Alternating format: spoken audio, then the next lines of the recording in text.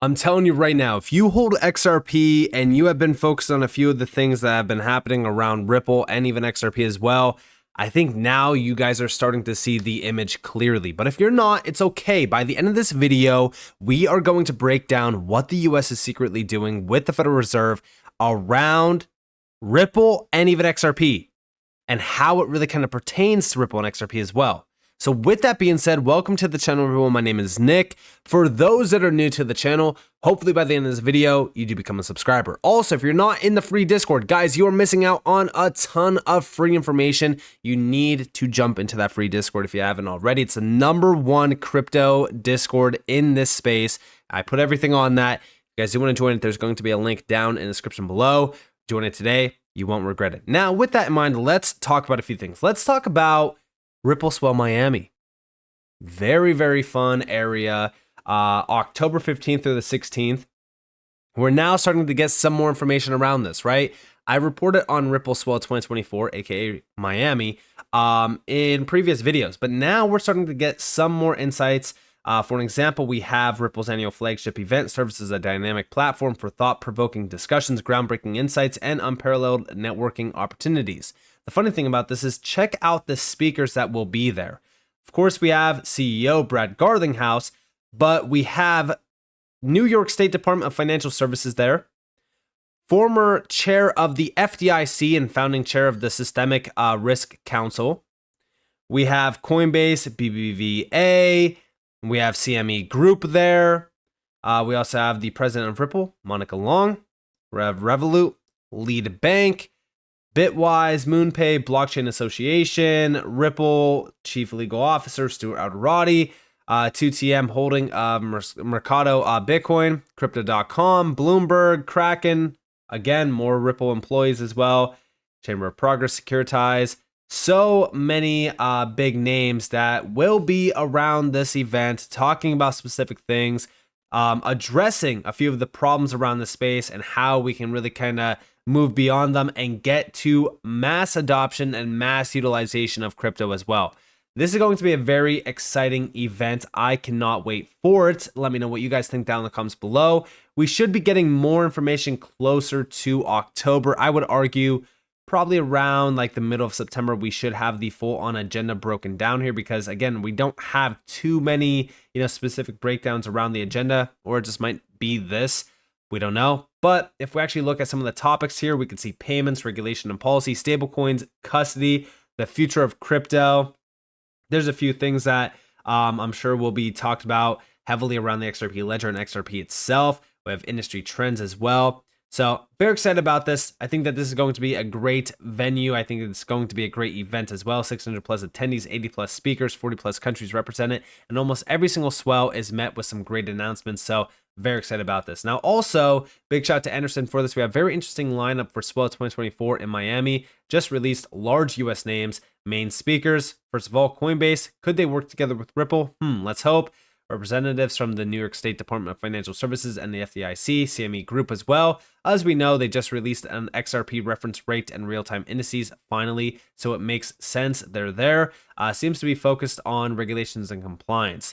The NYDFS is there, makes sense after Ripple's acquisition of Standard Custody, which it has received a license from. Also, speakers could indicate partnerships. We remember how MasterCard appeared at Swell 2022, and in 2023, they announced a partnership with Ripple. Like I said, typically we see those big announcements. And then, of course, we got the CPMI Group as well. Here we have Ripple acquires NYDFS, regulated custodian Standard Custody, and also Rear MasterCard partners with Ripple for CBDCs. Over here, we also have MasterCard and Ripple on the CPMI Group. So yeah, I think that as we really look at the announcements from Swell, the partnerships from Swell, I'm anticipating some pretty big announcements happening around October, November of this year, and we definitely need to be on the lookout for that. Now, talking about one of the guests, right? If we actually look at the speakers real quick and we scroll all the way down, Carlos Domingo from Securitize recently was in an interview with Tony Edward, Thinking Crypto 1, and we have stablecoins will grow faster than other crypto assets. Check this out. So if you think about, stablecoins, if you think about crypto is like around $2.5 trillion, right? And then you have $150 billion on stablecoins.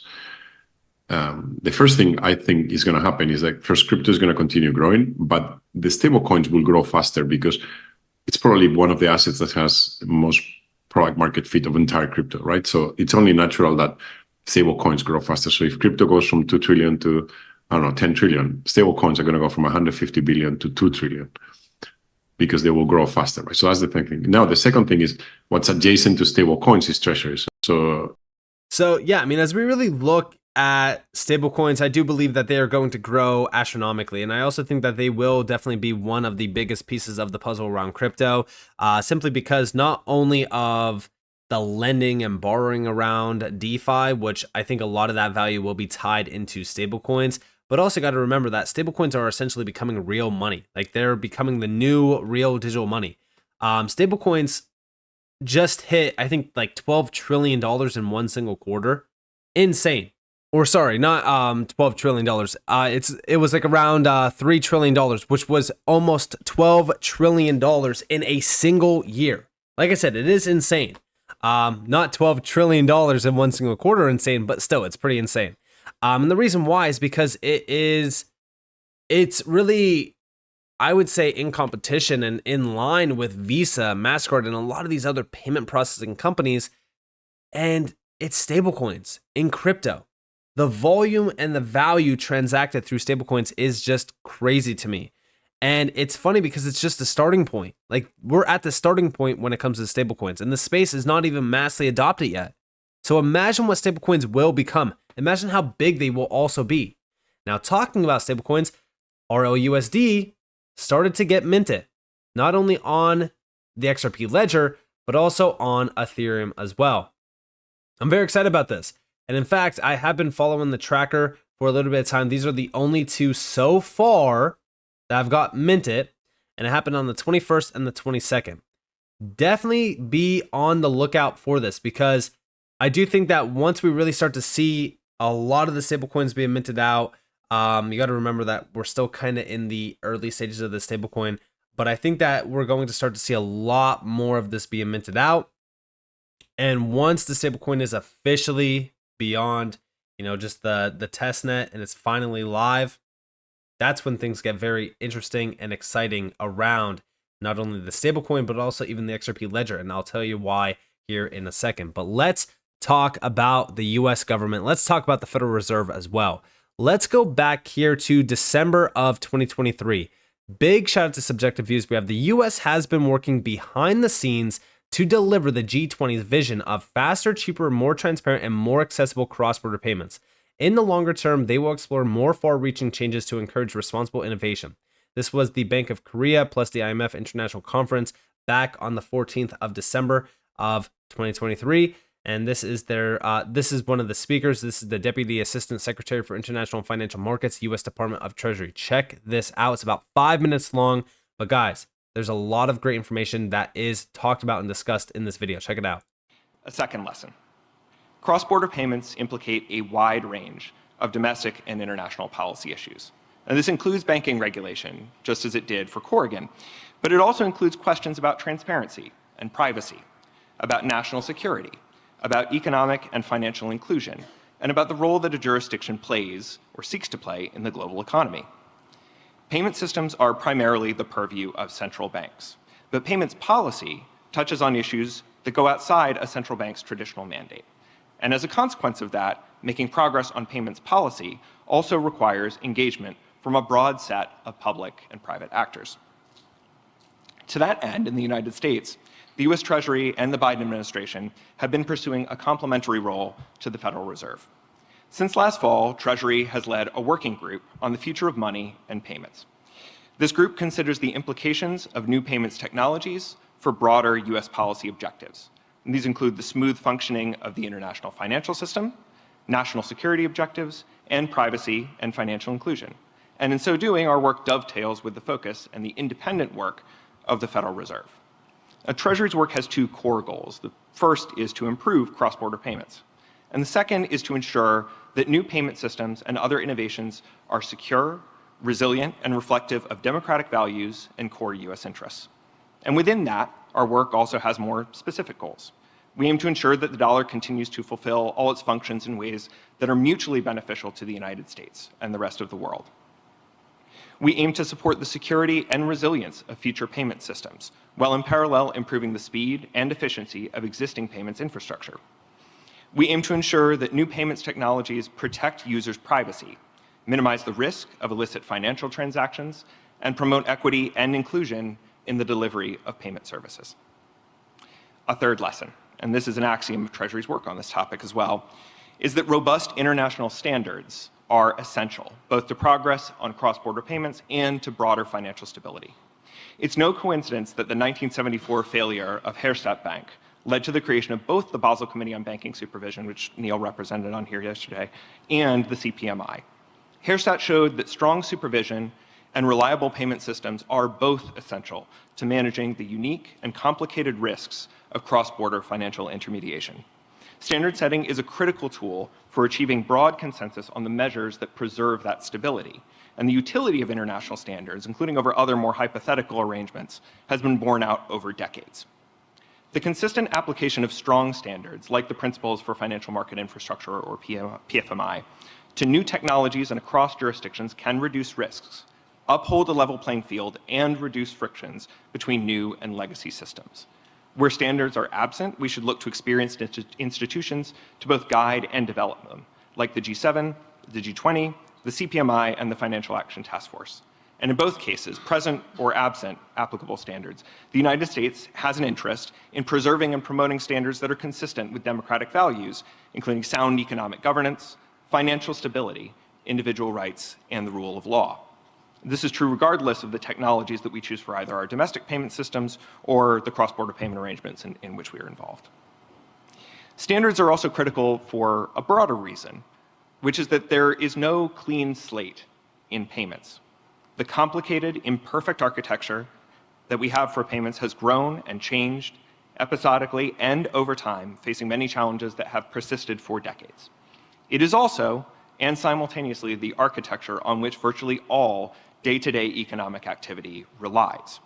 Governments do not have the option of designing real-world networks seamlessly, flawlessly, and from scratch.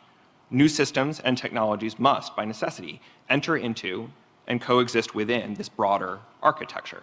They will need to interact with legacy systems, and payment systems with different technical designs will still need to interoperate across borders. Adherence to, and where necessary, the development of strong international standards will facilitate this kind of legal and technical interoperability. Under these conditions, making further progress is necessarily going to be complicated. The easy steps towards improving cross-border payments are behind us. The hard, detailed work of identifying and addressing frictions is all that remains. The work that we have ahead of us will require sustained support, attention, and engagement from a range of countries and public and private actors. But the potential gains of this are well worth the cost. We should and we will continue to pursue them. And that last little section there, right? Private and public collaboration. That is the key. And as we really look at Ripple, Ripple is one of the few actual players in the space that has been collaborating and working with and meeting with a lot of these big giant organizations like the IMF, the BIS, just to name two that are on the list of highly prominent organizations that really kind of pull the strings around our global monetary system. But also everything that we are seeing outlined by the US around, more transparent, cheaper, faster cross-border payments. It's something that Ripple has been tied to forever. And Ripple, being a US-based company, stands at the forefront of one of the few players that the US will actually look at utilizing and adopting their technology, which is directly tied back to XRP as well. Now, talking about that over here, August 19th of this year, just in, the Federal Reserve and the Bank of Canada are having its 2024 summer workshop on money, banking, payments, and finance this week. Fed Governor Christopher Waller understanding the risk of runs on banks, non-banks, and stablecoins. The papers to be presented span areas including decentralized ledgers, exchanges for crypto assets, and the impacts of certain protocols on financial stability. And I don't even think I need to mention stablecoins being a big one, considering the fact that Ripple is now officially launching their stablecoin at a time where we're now starting to see some big moves made on stablecoins by those big organizations that I mentioned. And it's just so funny. The coincidental, announcement of the Ripple stablecoin aligns perfectly with what these big organizations around governments are now pushing. Very strange, right? But check this out. Over the course of this week, we will hear interesting work on this topic that includes research questions, such as how a central bank can balance interventions for financial stability and interventions to achieve a certain stance of monetary policy, how banks take risk, and understanding the risk of runs on banks, non-banks, and stablecoins. Other concepts are newer and more novel.